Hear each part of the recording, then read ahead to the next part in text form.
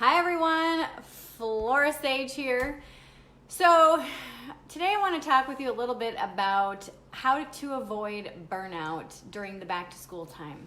So I've had a lot of clients recently over the last couple of weeks reach out to me and say, oh my God, Flora, I'm in such a funk because the seasons are changing, my kids are going back to school.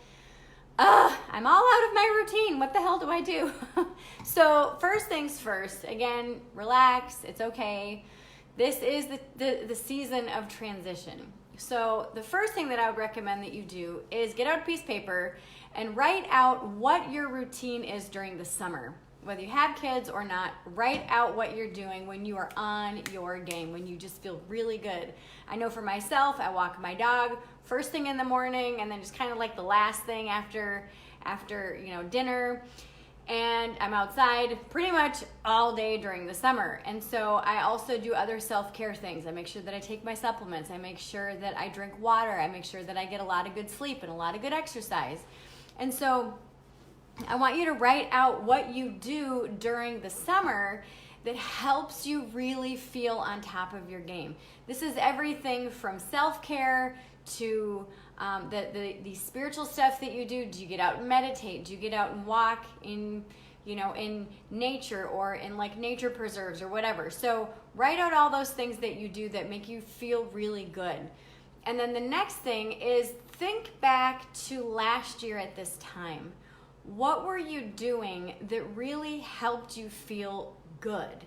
Did you go to bed early? Did you get up earlier? Did you get up later? Did you exercise in the evening? Did you meditate? Did you have sex with your partner or yourself? Like, what did you do to help you feel on your game, to help you feel really, really good and centered? And the reason why that I want you to write this out is because a lot of the times as the seasons change, we kind of go through that weird, icky 2-week to 1 month transition where things just feel out of sorts and overwhelming and funky. And we don't have to have that transitional period where it feels funky. We can just go, oh, okay, the seasons are changing. Let me move into my other routine for the fall or the winter or the spring, just depending on if you're in the summer in the southern hemisphere.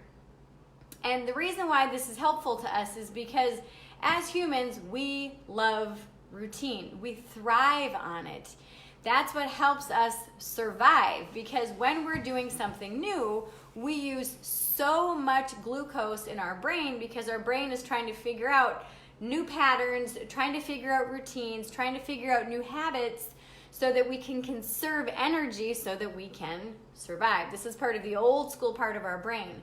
So the beautiful thing about writing out your routine and writing out things that you've done in the past that have worked, all of a sudden you don't have to now reinvent your routine for this time of year. You can actually pull out that piece of paper and go, oh yeah, okay, so, and then you can jump right back into that routine that worked for you last year. Now, with that said, people change, seasons change, people change, our habits change, our needs changed. And so when you can look at that list and say, okay, so this is what worked last year for me. Now I am working out a little bit less or a little bit more, or I have different needs. You can modify your routine, but you can still jump right into it.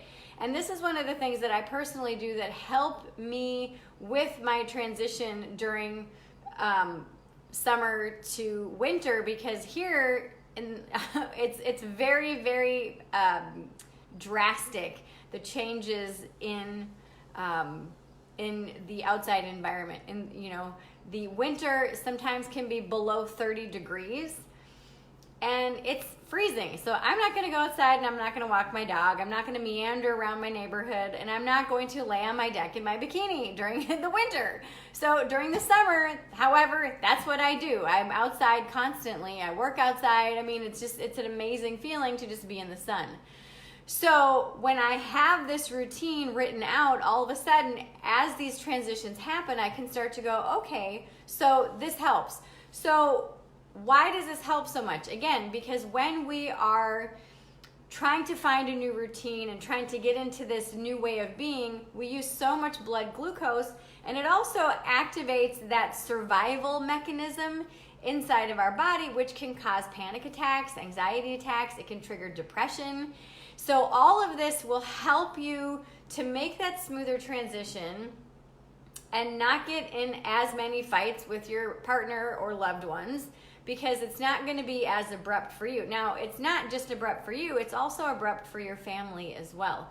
So when you can get a handle on your routine, usually then the rest of the family will kind of follow suit and go, oh, okay, so now we're settling back into this new way of being and this new way of existing. So I hope that this helps you. Please let me know if it has. Please give it a thumbs up and like this, share this, comment if you have enjoyed this. Also, tag somebody who might be going through I don't want to say, hard transition during this time, but someone that might need a little bit of a pick-me-up or a little bit of an insight as to why they're having the feelings, as they are today. So anyway, hope this is, helpful for you, and I will see you back here tomorrow.